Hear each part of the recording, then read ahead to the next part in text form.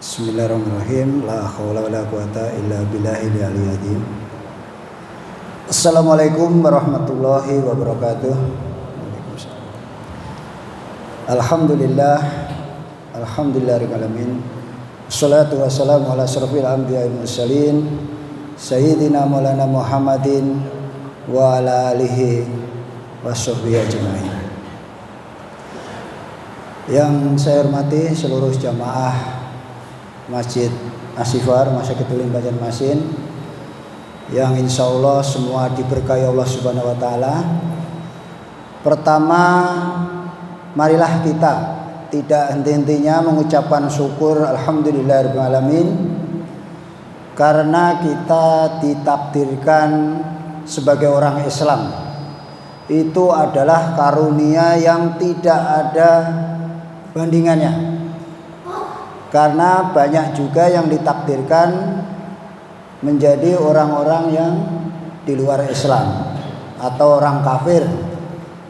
Kita tidak bisa memilih ketika lahir bapak kita siapa, ibu kita siapa, kita keturunan dari mana. Dan alhamdulillah nikmat yang besar ini adalah ketika kita diberi Allah iman dan Islam. Baik, kultum itu 7 menit, jadi memang saya harus taat 7 menit saja sesuai pesan dari pengurus masjid ya.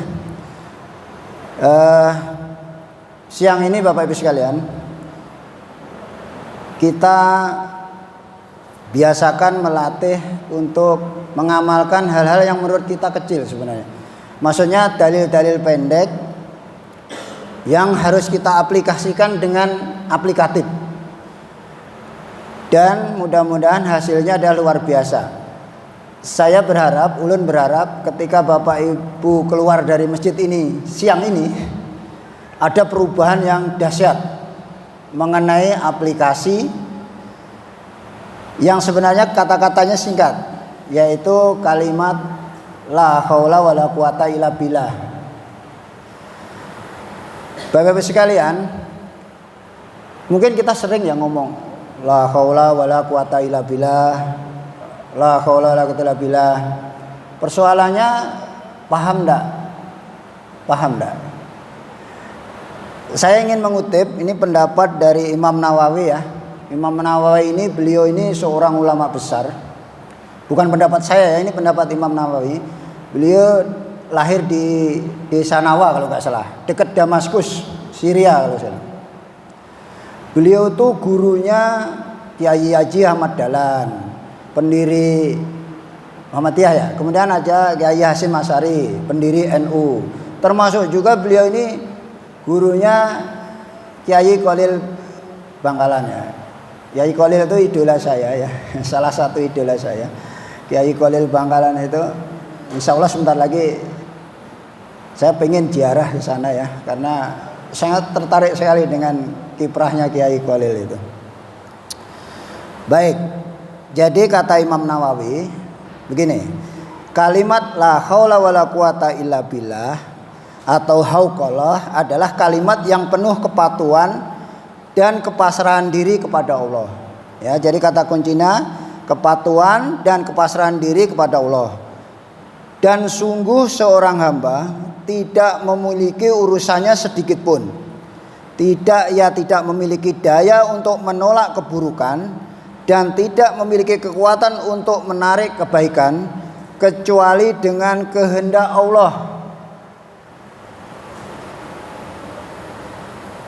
Nah, jadi itu pendapat Imam Nawawi. Imam Nawawi ini lahir 1222, kemudian beliau wafat 1277 ya. Kurang lebih usia atau wafatnya itu 44 tahun Bapak.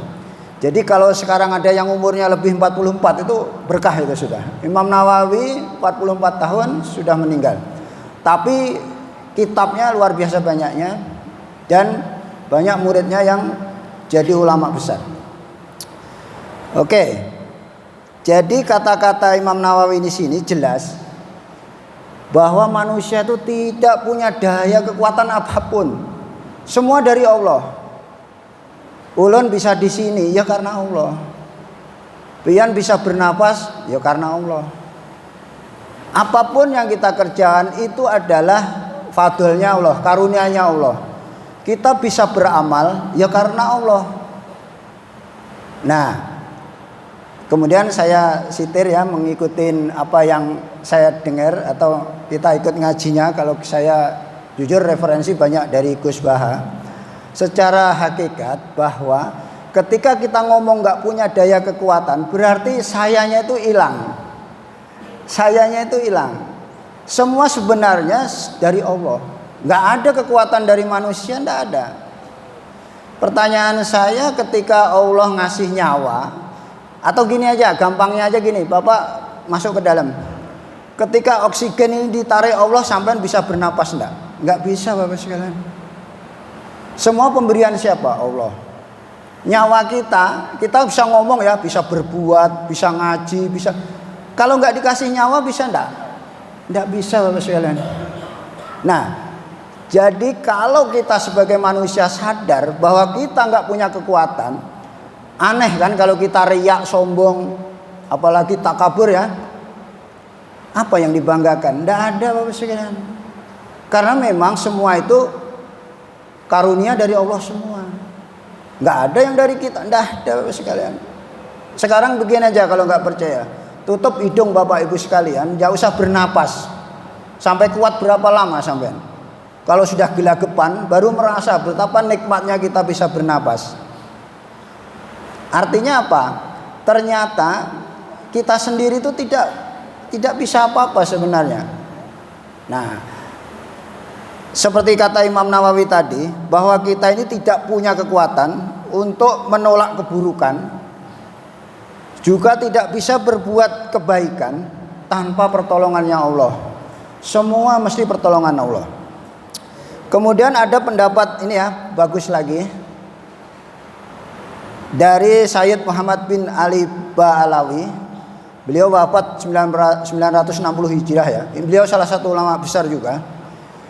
Ini ada dalam satu kitabnya, itu memiliki makna yang detail begini. Maksud la haula wala quwata illa billah adalah memasrahkan semua urusan kepada Allah. Ialah orang tidak lagi meragukan keadaan dan urusannya. Makanya kalau saya pribadi sering ngomong, terserah Allah aja. Terserah Allah, itu urusan Allah. Karena kita ini milik Allah, pasti diurus oleh yang memiliki. Saya mau tanya, Bapak Ibu punya ayam di rumah, mesti sampean urusin. Punya anak-anak sampean, pasti ngurusin, karena itu merasa itu milik Bapak Ibu. Sedang kita hakikinya adalah milik Allah.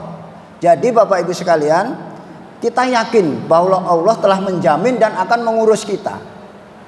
Berarti beres kan? Kalau kita resah gelisah, itu berarti tidak percaya bahwa kita ini milik Allah. Nah, kalau menurut saya pecundang itu. Loh, kita ini milik Allah kok. Rezeki sudah dijamin. Kita sering ngomong rezeki sudah ditanggung, tidak pasti dia akan tertukar. Tapi nyatanya resah. Kan aneh. Nah, tetapi di dalam kehidupan kita, salah satu yang paling penting adalah kita harus, karena milik Allah, kita hamba Allah, harus mengikuti petunjuk Allah, jalankan syariatnya. Kalau istilah Gus Bae, saya bilang nasib kita nggak penting, Bapak sekalian, nggak penting. Pokoknya Allah ketika memerintahkan kita sholat saja. Ketika kita suruh jujur aja, jangan mencuri, ya jangan mencuri. Kita berusaha sekuat mungkin, karena Allah tidak akan merubah nasib seseorang, itu dalilnya ya, kecuali orang atau kaum itu merubahnya sendiri. Nah, makanya secara syariat kita harus mati-matian untuk menjalankan syariat yang ditetapkan oleh Allah. Tetapi dalam hati kita itu semua sudah diurus Allah gitu ya. Artinya tenang aja, kita ini tenang aja, nggak usah. Makanya kalau Bapak Ibu sekalian, ketika bangun tidur pagi, kemudian jangan mikir dunia. Kalau bisa tahajud. Makanya ada dalil kan, 2 rakaat sebelum sunat subuh itu lebih baik dari dunia dan seisinya.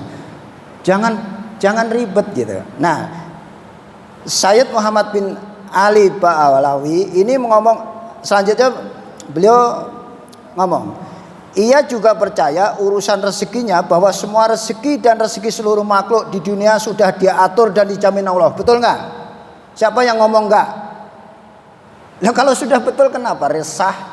Dapat 10.000 ya sudah. Itu memang jatah Bapak Ibu. Dapat 1 juta silahkan, ada yang 1 miliar silahkan. Kita nggak akan dengki sama orang, karena misalkan di sini ada Mas Lutfi dapat 1 miliar, saya dapat 10.000, ya sudah. Itu aturan Allah. Sampean protes, kenapa dia dapat banyak? Loh, itu yang ngatur Allah. Makanya dengki akan hilang dan kita akan syukur. Karena kalau kita nggak ridho terhadap ketentuan Allah, pasti Allah nggak ridho dengan kita. Sebenarnya simpel, hidup itu mau diridhoi Allah, kita harus ridho kepada Allah. Buktinya ridho itu tidak protes, tidak banyak mikir, tidak ngeluh. Nah sampean kalau masih ngeluh itu berarti protes gitu. Berarti protes. Berarti nggak ridho. Ridho itu tandanya adalah syukur.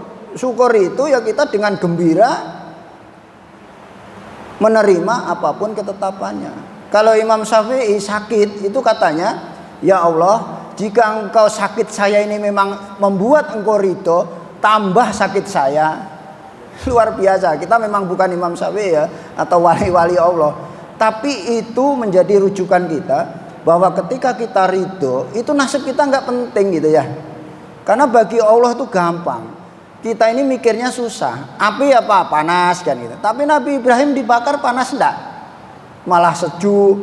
Ceritanya kan gitu ya. Malah dengan tenang, nggak meninggal, nggak apalagi sakit enggak, apalagi meninggal enggak gitu.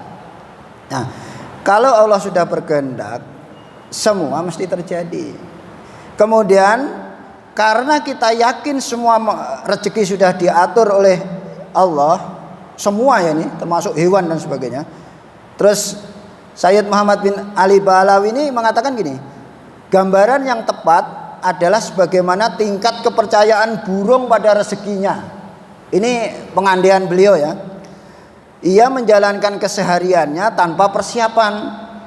Semua makanan yang dimilikinya akan dihabiskan saat itu juga, tanpa berpikir tentang makanan selanjutnya. Ini burung mengandaikan gitu ya. Artinya sebisa mungkin tingkat kepercayaan manusia terhadap rezekinya bisa sama dengan kepercayaan burung, tidak pernah mengkhawatirkan atas rezekinya. Itu garis besarnya gitu. Bapak Ibu jangan khawatir dengan rezekinya. Sampai misalkan ditakdir Allah rezekinya 100.000, caranya bisa dua. Dengan maksiat, misalkan mencuri, korupsi, mungkin sampai 100.000 juga. Dengan taat, dengan baik, bekerja baik, tidak menipu, dapatnya 100.000 juga, karena memang jatahnya 100.000. Jadi Bapak Ibu sekalian, Sayyid Muhammad bin Ali Ba'alawi ini mengatakan bahwa kenapa kita nggak meniru burung yang pasrah sudah, tetapi tetap berusaha ya. Ini contoh garis besar saya, syariat jalankan ya, sampean kerja berdoa itu terus, karena berdoa bekerja itu perintah Allah. Berarti kita jadi hamba yang baik, dapat pahala dari Allah. Nah, kalau burung saja tidak pernah mengkhawatirkan atas rezekinya, maka mosok kita kalah gitu. Jadi inilah makna sebenarnya yang terkandung dalam kalimat la haula wala quwata illa billah. Bapak Ibu sekalian, setelah keluar dari sini jangan pernah khawatir Bapak Ibu sekalian ya. Kalau takdir sampean memang jatuh, kalau bangun, kalau misalkan naik, akan naik. Jadi jangan takut. Kalau takut berarti Bapak Ibu sekalian itu menyaksikan bahwa kita ini milik Allah.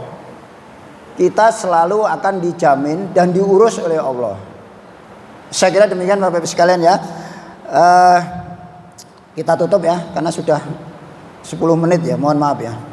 Dengan doa kafaratul majlis, subhanakallahumma wa bihamdika asyhadu alla ilaha illa anta astaghfiruka wa atubu ilaik. Wassalamualaikum warahmatullahi wabarakatuh.